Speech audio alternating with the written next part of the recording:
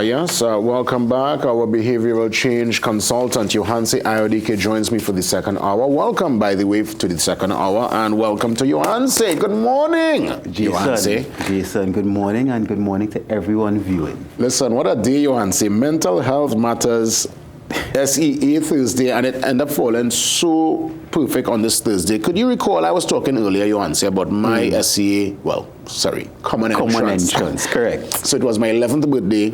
I was going to Giuseppe Prep. It was new government.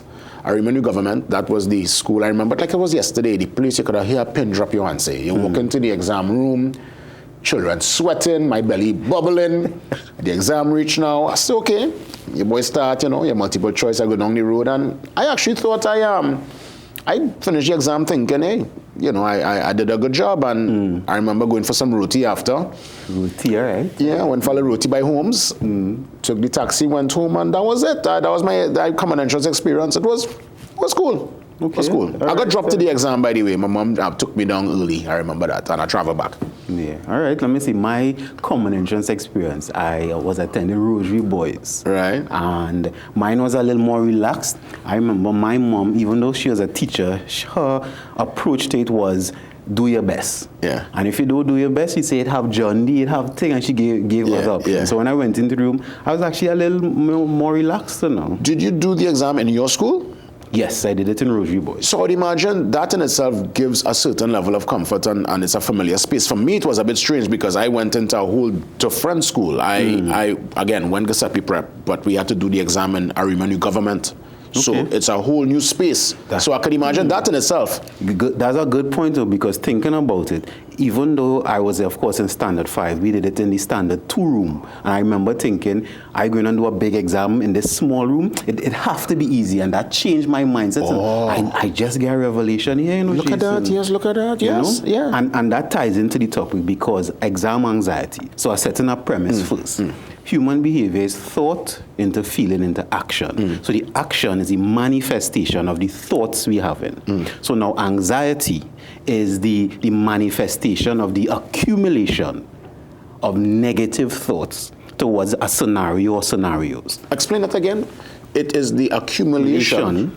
No, the manifestation. The manifestation. Of the accumulation of negative thoughts. And the manifestation is the bubbling belly, the sweating, the headache, you're feeling the tension in your shoulder. Pain in your shoulder, yes. Even blanking out and forgetting the very thing that you study. Right? So, and I'll break it down. So it could be one thought towards a scenario. So I'm afraid to fail. I'm afraid to fail the exam. I'm afraid to fail the exam over and over. Then it could be one thought towards many scenarios or many thoughts towards the scenario. So let me explain. So I'm afraid to fail the exam. If I fail, my parents wouldn't like me. If I fail, I'll get licks. If I fail, I'll disappoint. So the principal, my church, my group, etc. So it's when all these thoughts come together, and it's too many of them, right? Thought. It accumulates and it manifests in a specific way. Because here's the thing, and I'm glad you're dealing with exam anxiety. There are some students, A class, amazing with their grades, on point with their coursework. But when it comes to an exam, for some reason, whether they can't finish it in time, whether, again, you speak about all this energy manifesting itself, belly ache, you're blacking out, you can't remember. For some reason, some people in exams, it seems to really, get the better of them. The exam itself, sometimes the first time, they might go the second and third, whatever, and they might ace it. But that first exam, for some people, it's a real tough moment, It's because of, however, the exam is presented to them. So the thought about the exam. So if your parents tell you, if you fail this, you will ruin your life. If you fail this, depending on how you're doing this, this will set you up. You can either end up this place or that place. If your parents say, well, you have to pass, and if you don't pass this, you have to repeat. Depending on whatever is the thought and the scenario created around the exam will depend on how the person will react. That's one scenario. And also, what I realize is, and this is a conversation I've had with SEA students, some students, they don't want to go to schools their parents put down for them. So what sometimes you think could be anxiety is really, I don't want this. I'm being forced to do this. I've worked with students who in medical school can't pass any of the exams. And when you usually COVID, I don't really want to be here, but I'm being forced to be here. So what sometimes people think manifests as anxiety is really, I don't want to do this. Wow, very important point, especially as you look towards, as we examine adults. I'm glad you mentioned the tertiary side of it, because there are people who go through the paces. That's the career path the parents would have chose. That's the decision parents made, and you're just going through the paces, and you're not really, your heart and soul not in it. But let me ask you, as you examine and talk to SCA students, is the generation now better equipped? I guess we could all recall our struggle with the exam, our highs, lows, in-betweens. Do you see a resilience in the generation, or is it more or less the same kind of nerves that we went through? Thus far, more or less the same nerves. to be honest. Serious, right? It's more or less the same I find them trying now. The back kind of broad now. They seem to be a little more war ready and tough. I want to say children now know a little bit more of what they want. Even up to yesterday, I was talking to one of my students, and as she said, I said, what was your second choice again? She said, I don't know, it's not like I choose them, but I will go wherever I make. Yeah. And then I was like, okay, I don't remember anybody of my generation saying something like that. Yeah. So even though she was a little nervous, she knew exactly what she wanted and what she didn't want. What's a good advice for after the exam in terms of because for me, as I said, Roti, I was home, we didn't have no movie tongue and all this sort of big hullabaloo that there is now. So I guess after the exam anxiety and you're able to get over that hurdle, what's a good advice? So what do you think is a good way to kind of unwind? Just relax. Ask the child, what do you want to do to relax? No, you don't choose what you think the child needs to relax. Ask them, because a child might just want to sleep. You might think ice cream, movie tongue, etc., etc. And the child, I just want to be alone. I just want to sleep. Or it might be ice cream, movie tongue, or whatever it is. But ask the child, what do you want? Well, of course, once it's within your budget and once it's feasible. Exams, whether it's SCA, CSEC, or tertiary, I guess more or less same components. Most people, if you're not prepared, I know that's a whole different conversation, because you could walk in as confident as you want. It's going to be problems.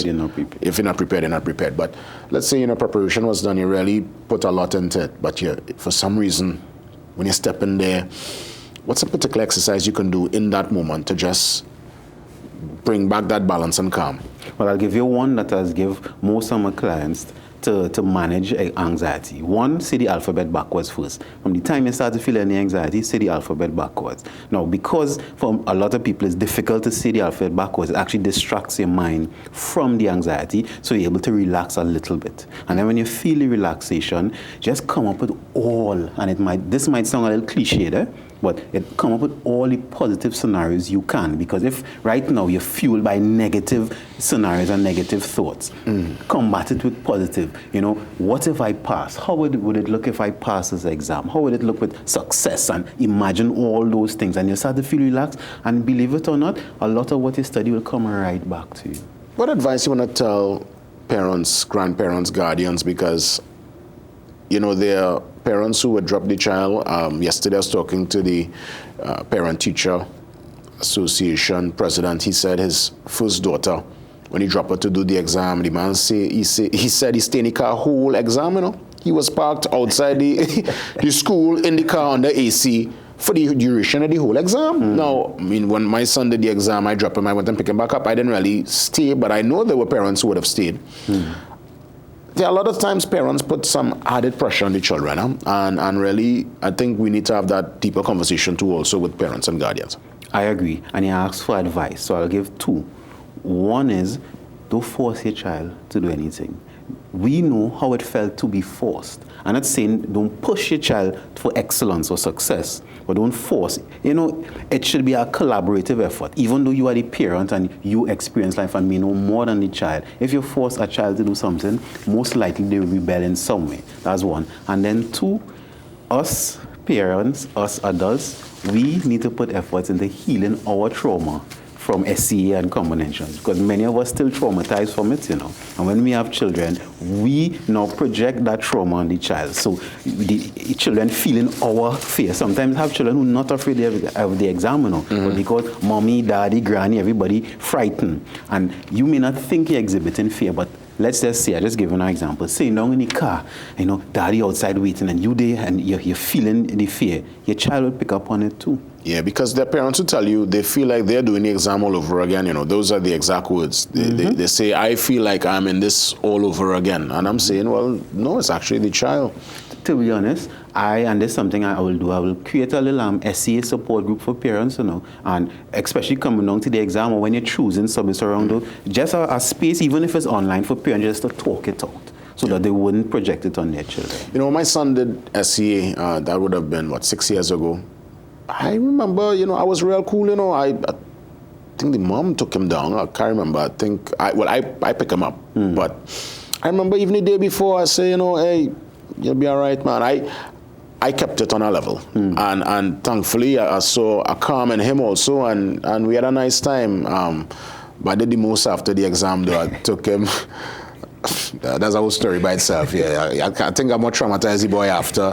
I take small man on a Piaco, and I have a brethren who had a small plane, but just pay him out. There was something there, and the plan was to fly to Sando and fly over Maracas and come back, and I think he would remember SCA for that trauma, because he man cry whole time, he ball along the place, he wasn't having it. What I was saying before, ask the child what they want. Yeah, boy, yeah. That's what I probably wanted, and he, yeah, so well said, you answer, because it's true.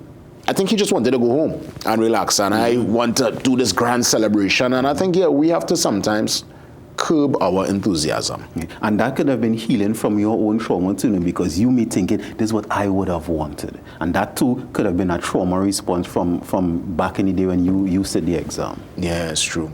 So I think when I think I went a little too far there. Because I think, this big surprise, I say, everybody going mall and thing, I say, I'll go Piaco, we go on a small plane. You want to see the plane small, a four-seater, me, the pilot. It was crazy. But anyway, you want to say, final say, again, exam anxiety, talk to the nation, talk to the parents, and I know the students later on for the repeat will see it this evening. Go right ahead, it's your say.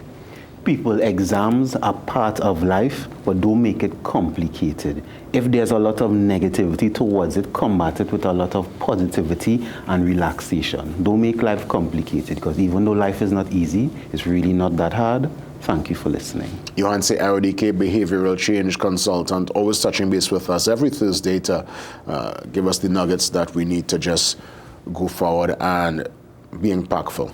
Yeah, and be balanced as always. We come back, couple segments and features before we make, at least I'll make the exit at 7:30. Ian steps in for the morning shot. That's coming up soon. See you after the break.